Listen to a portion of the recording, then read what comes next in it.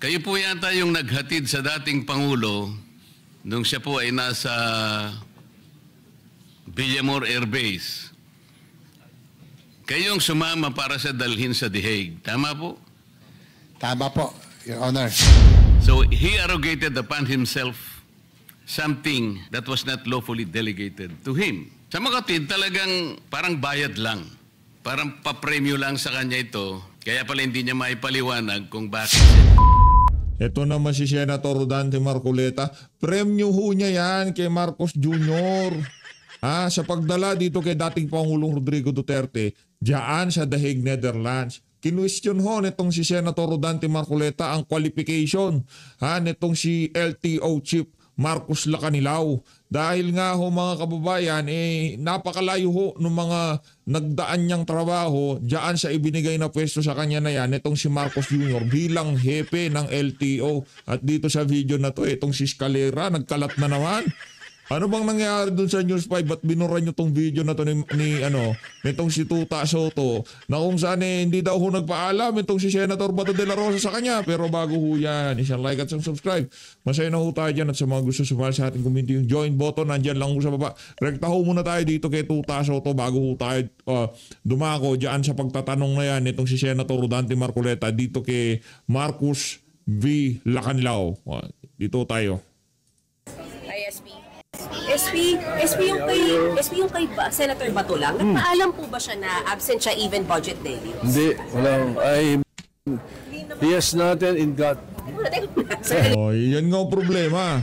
Ito ang problema dito sa na to, Senate President na to. Hindi pagka ikaw hindi ka kaalyado, pagka ikaw meron kang problema, talagang ilalaglag ka nito. Nakita niyo ho kung paano pumotekta itong si hindi naman protekta, ibig sabihin due courtesy dahil kasama mo yan sa Senado. Anak ng toka. Senator Bato, hindi niyo papapalitan tong na to, itong si Escalera, itong si Skull Bukol. Anak ng toka, nagkakalat na naman siya He has not gotten in touch with me since baka ilaglag mo siya Baka isumbong mo siya kay Boying Remulla, mahirap na. Since the break. Hindi ka kasi pwedeng pagkatiwalaan. Buhok mo pa lang delikado na. Okay na hindi niya na-defend. The chairman, Senator Sherwin Gatchalian will take over. Yes, siya naman ang chairman mga vice chairman lang sila What do you make of it, SP, na hindi siya nagpaalam? Pwede po yun, SP? Yeah. Malalaki na sila. It's their own lookout. Ano yung absent siya? Yun ang parties. Para naman tanga tong reporter na to. Understood naman yun.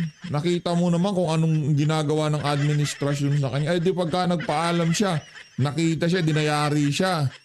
Pagka ganito kasi senaryo dyan, ganito ho ang problema na Senator Bato de la Rosa. Pagka nagpunta siya dyan sa Senado at alam nila na nasa Senado siya, anytime, pagka sinabi nila, warrant of arrest ni Bato nandito na, i-implement na namin to. Hindi na ho siya palalabasin dyan sa Senado. Anong paalam? Senator Bato, huwag kang magpakita kahit dito kay Soto, isusumbong ka niya kay Boying Remulla. Yeah, absent yun. From November 10, November 11. Okay lang. Is that okay? Okay lang, ginagago naman ng administrasyon. Sorry Linuloko naman to ng administrasyon yung mga batas tsaka proseso. Kaya imbis na padala ka sa The Hague, Netherlands, dito ka na lang, Senator Bato de la Rosa, huwag kang magpakita. Walang problema yan. Ngayon, kung magsasampa sila ng ethics complaint sa'yo dyan sa ethics committee, walang problema yan. Tanggalin ka nila kung tanggalin ka nila. Anak ng Petrang Garabata. Kasi pag nagpakita ka, nalaman ni Boying Remulla na nasa Senado ka, di ka na palalabasin ng Senado. Kahit ano mangyari sigurado, hindi ka na makakalabas sa Senado. Okay na hindi nila na-defend yung agency na dapat i-defend nila? Hindi okay yun. In the first place, dapat hindi mo hiniling na makuha mo yung mga chairmanship na yun kung hindi mo naman, kung kaya mo. Sana. Kaya niyang i-defend. Walang problema, i-defend niya. Ang OA mo naman, alam mo nang narinig mo ba yung pinagsasabi ni Boying Remulla? Hindi yung issue kung kaya o hindi kaya Ang issue dito yung sitwasyon niya ngayong mga panahon na to. Kung kaya ba niya magpunta dyan sa Senado. Talaga si Tuta. Hindi mo kaya. Hindi mo dapat hiniling na makuha mo yung chairmanship niya. Especially vice chairmanship ng budget, national defense.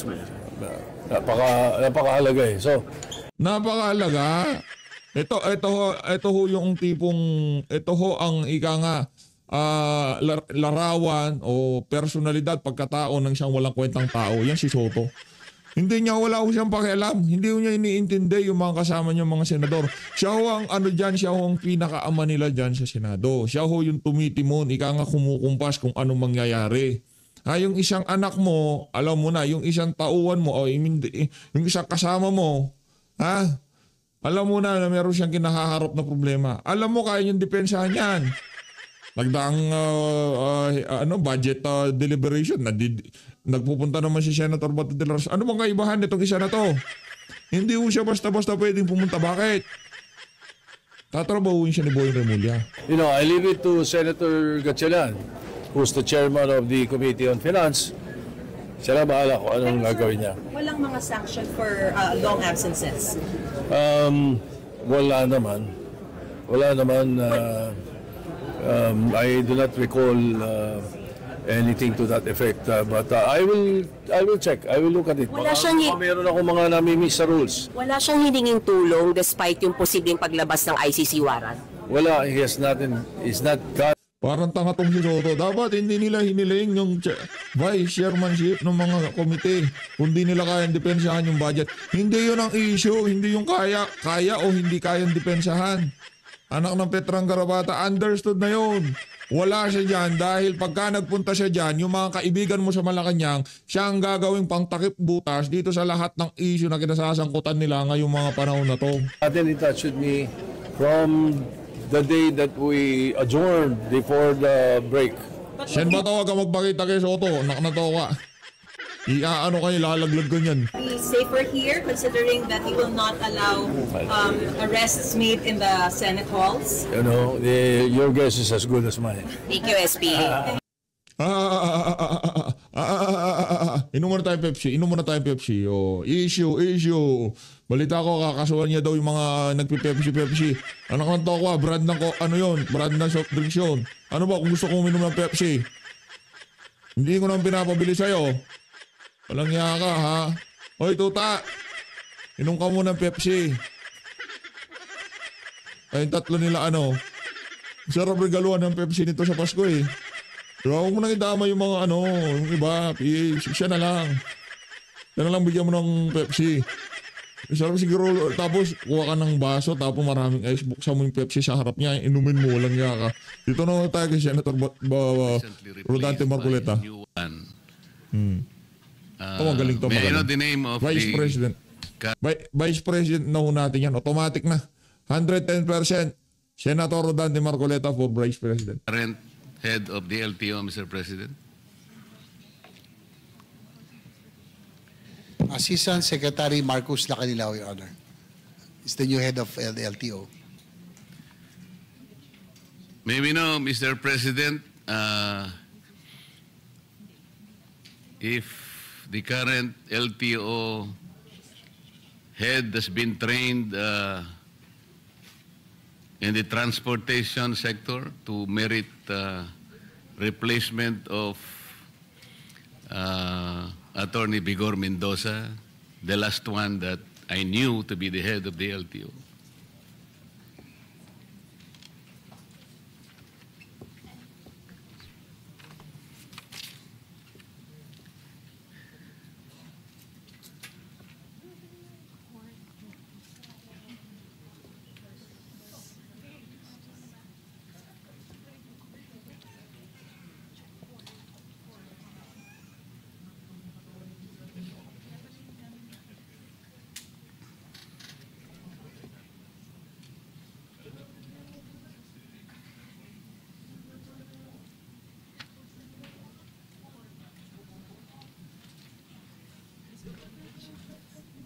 Your Honor, Mr. President, he is beside me right now. He said that he has been active in the motoring sector and at one time part of in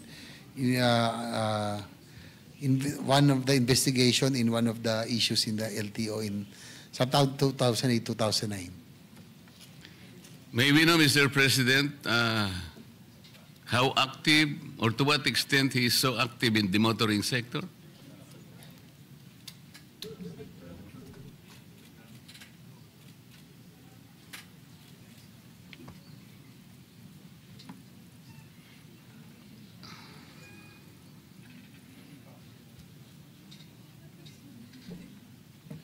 Your Honor, Mr. President, according to the LTO head, he was active in the motorsports before, car racing and motorcycle racing, Your Honor, Mr. President. Kaya pala ang daming barumbado ngayon sa sa daan kasi mahilig pala sa car racing ang ating LTO chief. Mr. President, So kung gusto niyo mag-apply ng hepe ng LTO, mag-car racing lang kayo ha? Car racing lang. Okay na yun. pagka ikaw ba ay nasa car racing or anumang klaseng Qualified racing na kayo. o horse racing halimbawa, does that qualify you automatically as head of the LTO? Alam po ninyo, Mr. President,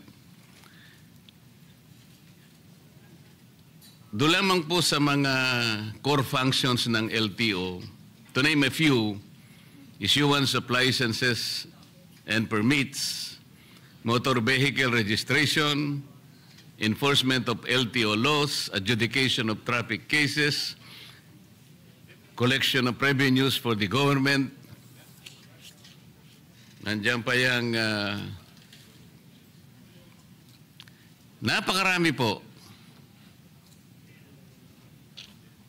Why do you think he merited to be the head of the LTO by being a car racer, Mr. President?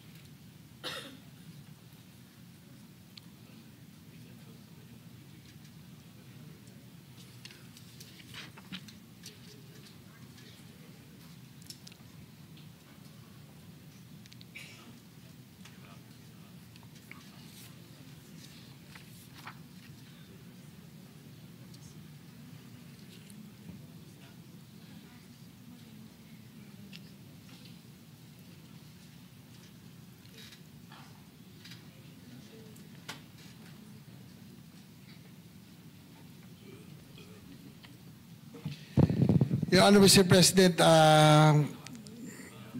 LTO head said that he was formerly an ASEC of the civil defense and also was involved in yung pong kanilang family was part of had a bus company, and his previous jobs, he said that he was really active in the motoring industry and also importation of cars. So more or less yun po yung kanyang knowledge po about itong mga vehicles and all, Mr. President.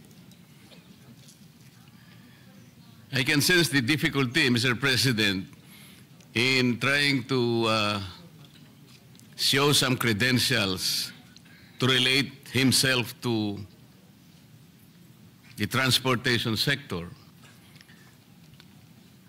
O dahil ba you own a bus company, for example? O nasama ka sa mga car enthusiast? O nakapanood ka ng pelikula about the vehicles?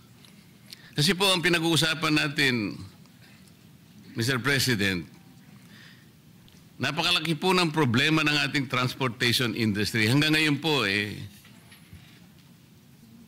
without belittling the efforts of the previous occupants of that office, Mr. President, hanggang ngayon po talaga, pagka po pinag-usapan ng EDSA, EDSA lang po. Sasakit na po lahat ang ulo natin. Pagkatapos, ngayon po, meron na namang mag-head. Hindi ko nga po alam kung bakit tinanggal yung dati. Bakit po ba tinanggal yung dati, Mr. President?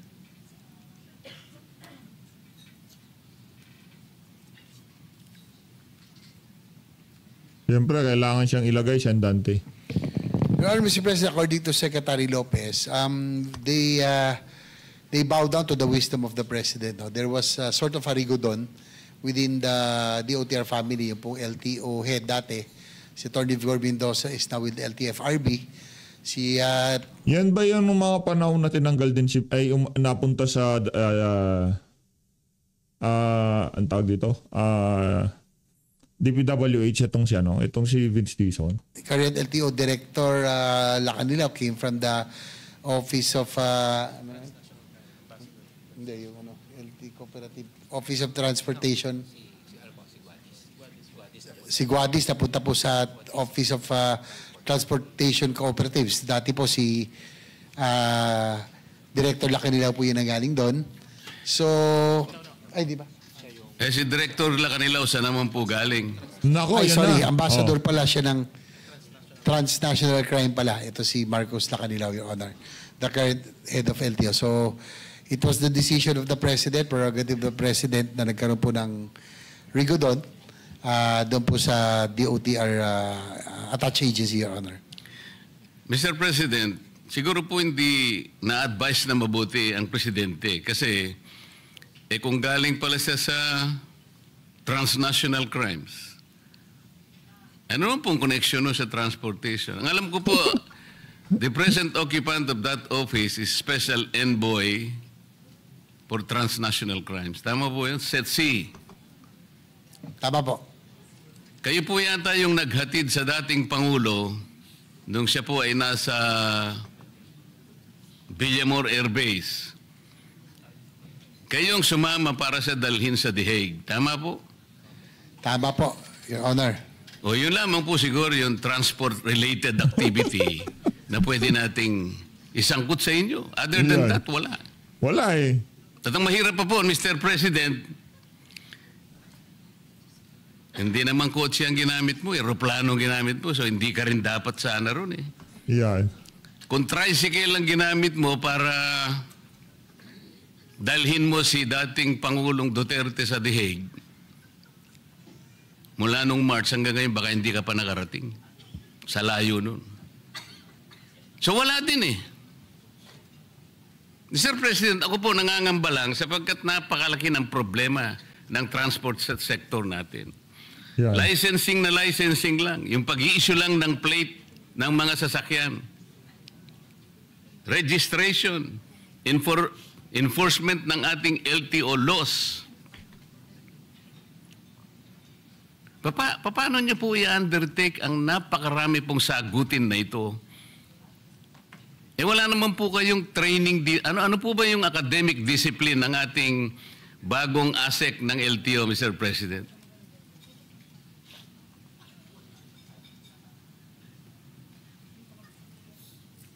Your Honor, Mr. President, according to our LTO Director, as additional credentials, he's a road safety advocate and he is a civil engineer by profession, Your Honor.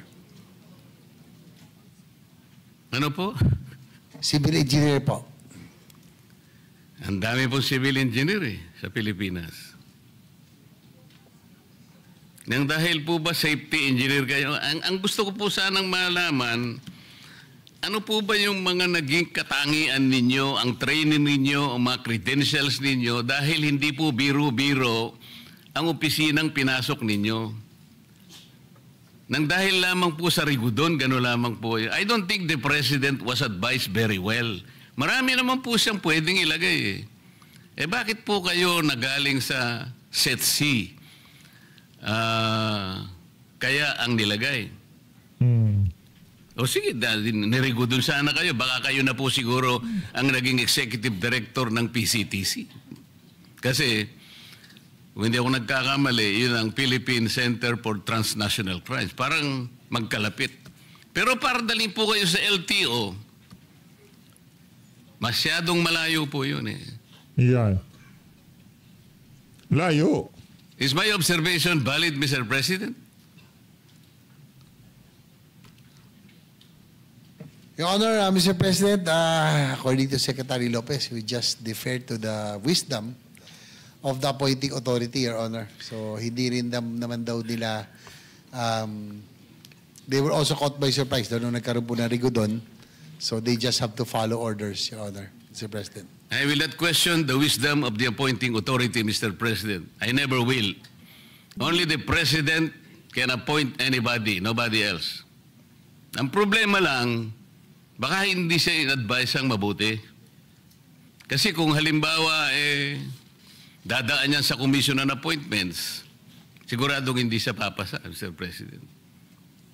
Because meritocracy, I think, is fundamental. That is the only way wherein the checks and balances of the legislature will come in. Without questioning the appointing authority, but we can assess the competence, the merit and fitness of the appointee. Now we're talking about the budget, Mr. President. We're going to entrust to the head of the LTO the budget that they required to execute the programs for 2026. The concern is, kung wala naman po kayong training sa gagawin ninyo,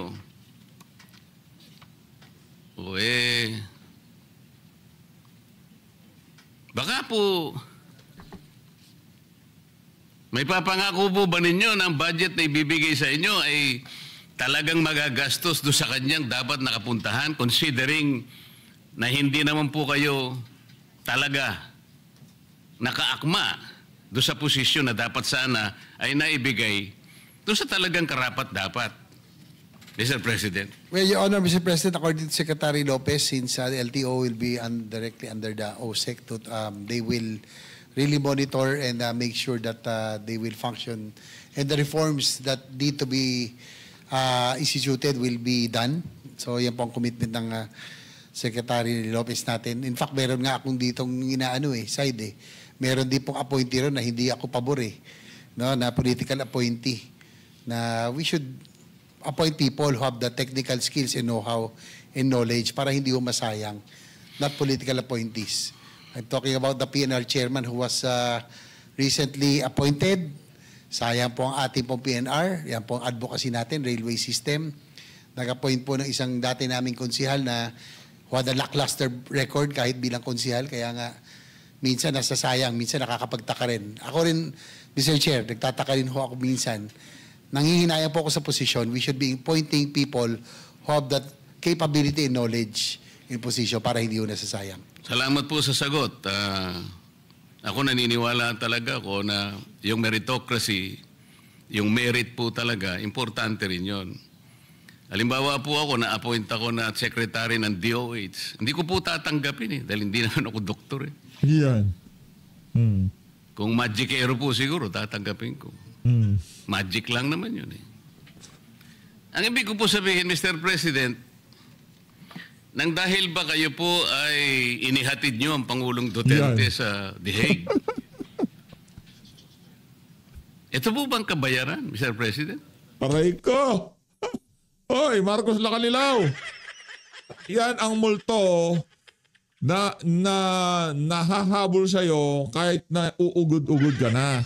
Ikaw ang Marcos Lacanilaw na naghatid sa The Hague, Netherlands kay dating Pangulong Rodrigo Duterte. Yung mga binabayaran yung trolls na tuwang-tuwa doon sa ginawa mo na yon, yung mga binabayaran nitong si Marcos Jr., nako, 3 to 4 years from now, hindi na sila natutuwa doon sa ginawa mo na yon. Kasi mga wala namang prinsipyo yung mga yan. Yaan ang multo na nakakabit sa pangalan mo hanggang sa magurgur ka na, tandaan mo, Marcos Lacanilaw. Ito po ba'y premyo? Kasi kailangan nating ma-disabuse po ang pagdududa ng mga kababayan natin. Hindi naman po kayo ang dapat na maghatid sa kanya ron Tama po, Mr. President?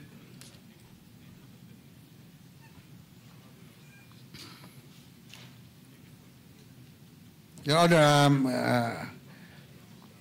sabi po niya Asik Lacanilaw, siya nga po, he confirms that he was one of those on the plane with the former president. Opo, wala namang pagdududa doon and there's no debate in that.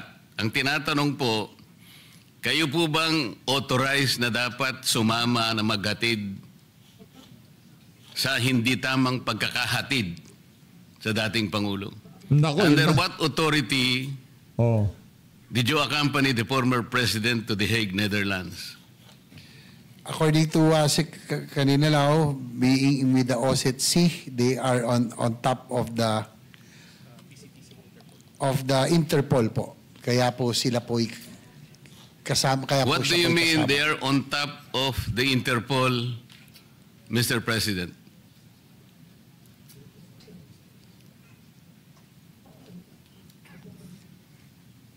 Does he mean, Mr. President,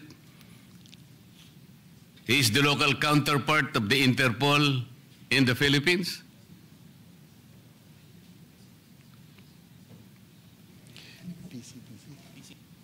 Yung pong PCTC daw po is that's Interpol NCB Manila. Yun nga po. Yan po. The PCTC is the Philippine Center for Transnational Crimes. Opo. Kaya hindi po totoo na sinasabi niya na he is on top of transnational crimes. Kayo po ay special envoy. But the local counterpart of the Interpol is the PCTC.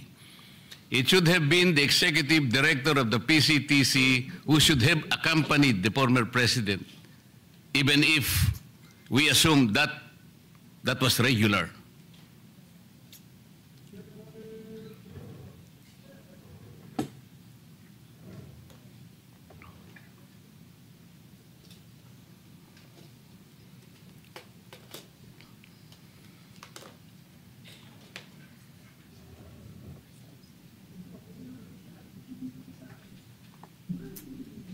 According to Asik Lacanilaw, that meron po daw siyang dokumento that he was well documented for him to be able to accompany the former president to The Hague, being the head of OSCE.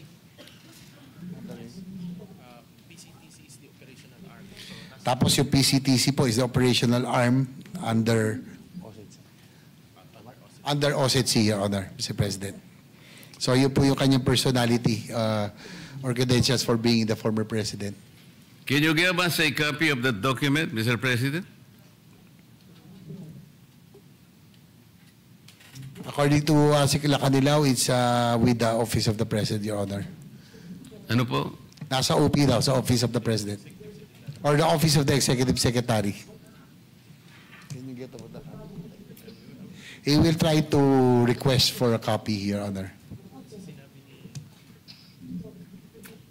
What does the document say, Mr. President?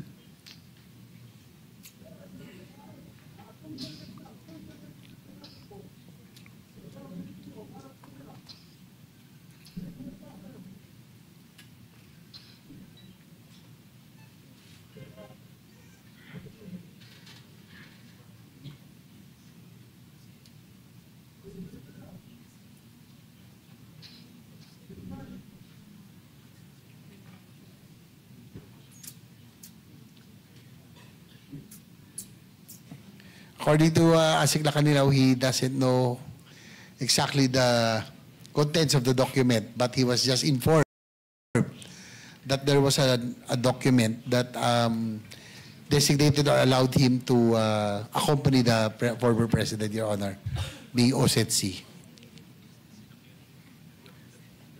Why do you think, Mr. President, I should believe that statement? He referred to a document which content he doesn't know.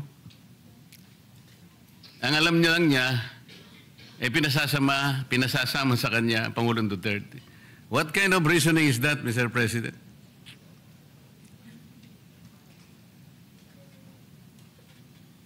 Sabihin niyo na yung totoo para matapos na ako kasi sandali lang naman sana ako eh. Kung hindi lang paligoy-ligoy kayo, tapos na ako eh.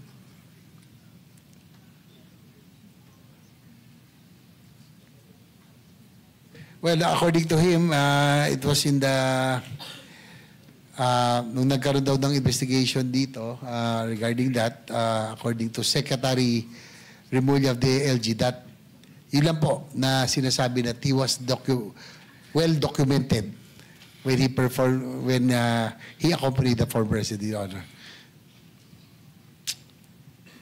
Sinabi mo na naman si Secretary Remulla eh. Puro kwentong kutsero naman ang... Ganito na lang. Kung sakasakali, Mr. President, kung sakasakali lang naman, ano,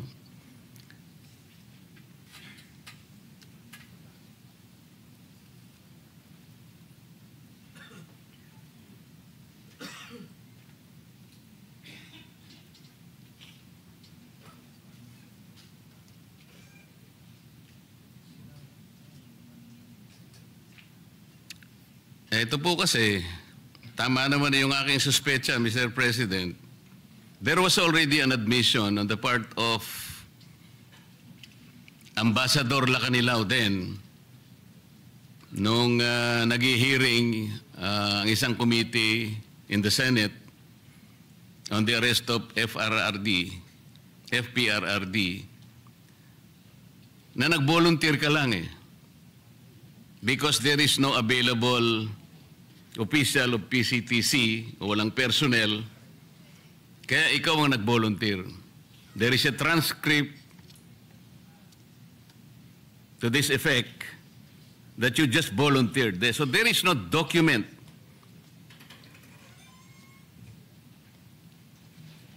So, which is very, very clear, Mr. President, that he himself volunteered due to the unavailability of personnel from PCTC. So he arrogated upon himself something that was not lawfully delegated to him. Sa mga kapatid, talagang parang bayad lang. Parang papremyo lang sa kanya ito. Kaya pala hindi niya maipaliwanag kung bakit siya. Alam mo, Mr. President, ganito po yan eh. Lahat po ng notice ng isang korte, lahat ng subpoena o anumang klase ang ipatupad ng korte, yung sheriff po ang nagdadala. Kumbaga, yung PCTC dapat ang nagdala sa Pangulong Duterte. Pero kayo po nag-volunteer. Tama po. Ito Yes, po Your ang Honor, transcript. Yes, Your Honor, Mr. President, inaamin po ni si Calilao na siya po ay nag-volunteer. Oh, nag-volunteer. So wala na yung dokumento, ha? Wala na yung dokumento, eh. Hindi mo nga maipaliwanag kung ano yung content ng document. Eh. Kwento lang yun. Kwentong kutsero lang. Yes?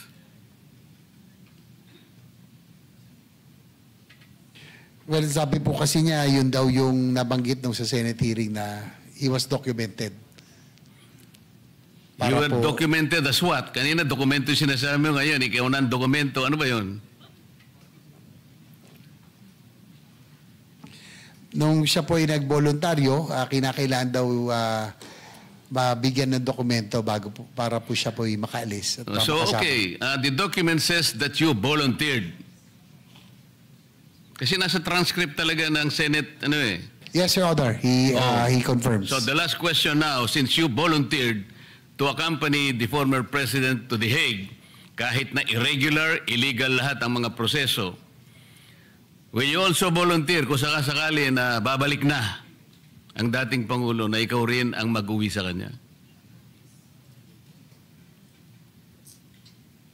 He says that if there is an order for him to do so, he will volunteer to bring Paano him back. magiging voluntary kung ordering ka pa? Kaya nag-volunteer ka kanina. Mario Joseph naman na usapan ito. No, but kung may order daw, siya po isusunod yun. Hindi na voluntary yun. In-orderan ka na. Mandate na yun eh. Salamat po, Mr. President. Pasensya na po at tumaba lang ng konti. Maraming salamat po, Mr. Sponsor. Thank you rin po. Right. Majority Leader. Thank you, Mr. President. With the permission of Senator